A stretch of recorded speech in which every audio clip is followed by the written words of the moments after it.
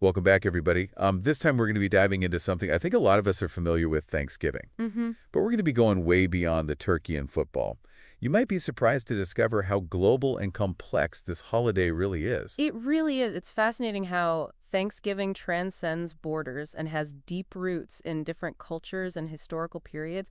It's not just an American or Canadian tradition, as many people assume. Yeah, I was really amazed to learn about Liberia Thanksgiving. It's celebrated on the first Thursday of November. Oh, wow. And it actually stems from their history as a colony that was founded by freed American slaves. Interesting. They celebrate it a bit differently, though, focusing on reflection and gratitude for peace after their civil wars. It really highlights how the core concept of giving thanks adapts to specific cultural context. Even the date of Thanksgiving varies. While the US and Canada celebrate it in November and October, respectively, Germany has a similar tradition called Erntedankfest, observed on the first Sunday of October. It's a Christian harvest festival showing that gratitude for a bountiful harvest is a universal sentiment. Now, I always thought that those big Thanksgiving feasts were like the heart of the holiday, but it turns out that wasn't always the case. That's right. If you look back to the English Reformation, Thanksgiving was much more focused on religious services and acknowledging God's blessings. Special days of Thanksgiving were declared for specific events like the defeat of the Spanish Armada in 1588. So it was more about expressing collective gratitude for divine intervention. Exactly. And when earlier settlers, both Pilgrims and Puritans, came to North America, they brought this tradition with them. They'd hold special days of prayer and Thanksgiving for things like a good harvest or surviving a harsh winter. Interestingly, though, those iconic feasts weren't a yearly occurrence in early New England. Really, I always picture that classic painting of pilgrims and Native Americans sharing a huge meal. Ah, yes, that iconic image. While a harvest celebration did take place in Plymouth in 1621, it wasn't until the late 1660s that annual Thanksgiving harvest festivals became common in New England. The national holiday, as we know it, didn't even become official in the U.S. until 1863, thanks to President Lincoln. So the story of Thanksgiving is less about a single event and more about the evolution of a tradition shaped by different cultural and religious influences. Precisely. And even the date we celebrate Thanksgiving on has been a subject of debate and change. Canada, for instance, celebrates it on the second Monday of October. Why the difference in dates? Well, some believe it's because Canada's colder climate meant an earlier harvest season.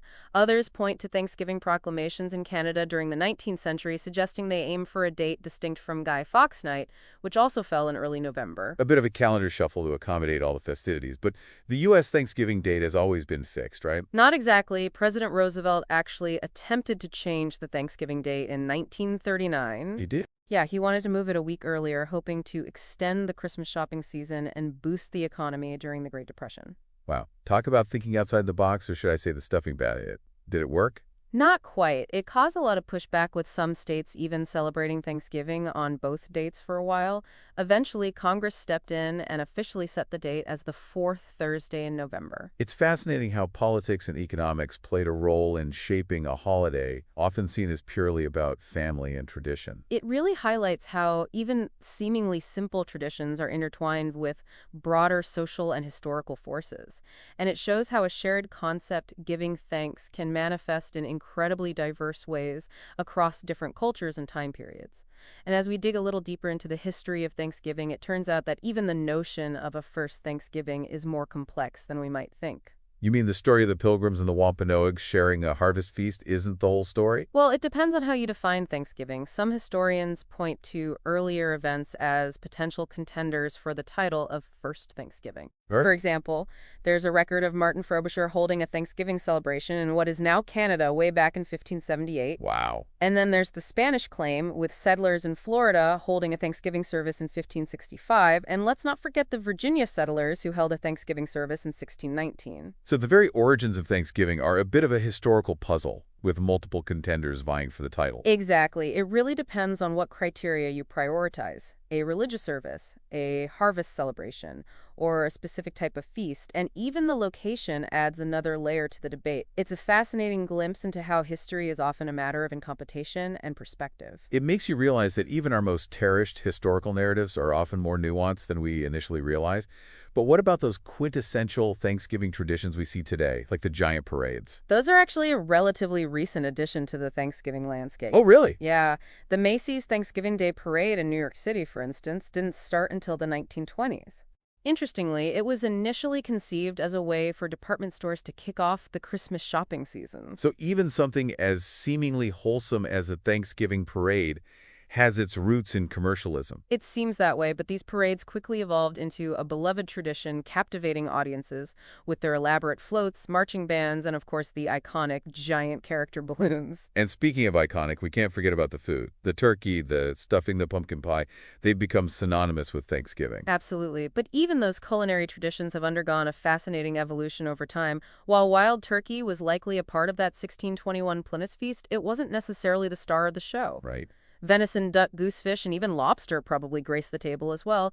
And those side dishes we consider essential today, like mashed potatoes, cranberry sauce, pumpkin pie, weren't necessarily part of early Thanksgiving meals. So early Thanksgiving dinners were more about utilizing whatever ingredients were readily available rather than adhering to a fixed menu. Precisely. And the specific dishes that became Thanksgiving staples were popularized over time, often thanks to the influence of cookbooks and food writers. Okay. For instance, Sarah Josepha Hale, a prominent magazine editor in the 19th century, is often credited with championing turkey as the centerpiece of Thanksgiving dinner.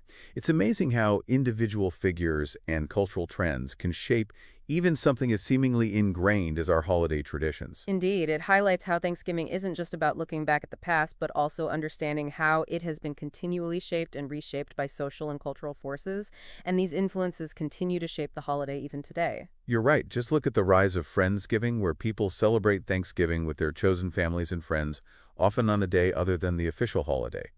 It's a reflection of evolving social dynamics and the importance of chosen communities in modern life. Exactly. Friendsgiving is a perfect example of how Thanksgiving traditions are adapting to contemporary lifestyles and values.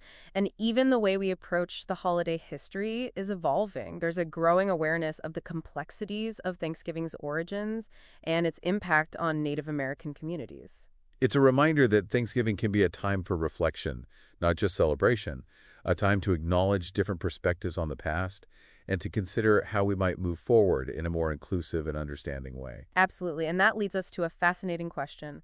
What might the future hold for this holiday with such a rich and multifaceted past? Yeah, it really makes you wonder with its diverse origins and how it's constantly evolving, what does the future hold for this holiday? That's the exciting part, isn't it? With its tapestry of historical threads and cultural adaptations, Thanksgiving has the potential to become something even more significant. Could it evolve into a celebration focused on global unity and gratitude, transcending its specific origins? It's an intriguing side. We've already seen how Thanksgiving has expanded beyond geographical borders and traditional family gatherings. Could it evolve to encompass a broader sense of community and shared humanity? It's definitely possible. As our world becomes increasingly interconnected, perhaps Thanksgiving could become a time to celebrate the values that unite us: generosity, gratitude, and cultural exchange, regardless of our background or beliefs. Imagine a Thanksgiving that transcends national boundaries and embraces a more inclusive and universal message of appreciation. That's a powerful idea. Thanksgiving could become a symbol of our shared human experience a day to reflect on our commonalities rather than our differences. Exactly. It aligns perfectly with the core themes of gratitude and community that are already at the heart of the holiday. It's about recognizing our interconnectedness and appreciating the richness that diversity brings to our world.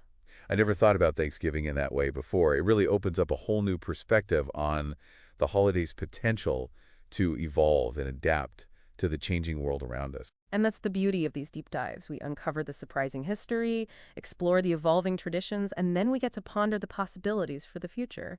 Who knows, maybe some of the ideas we've discussed today will actually inspire new ways of celebrating Thanksgiving.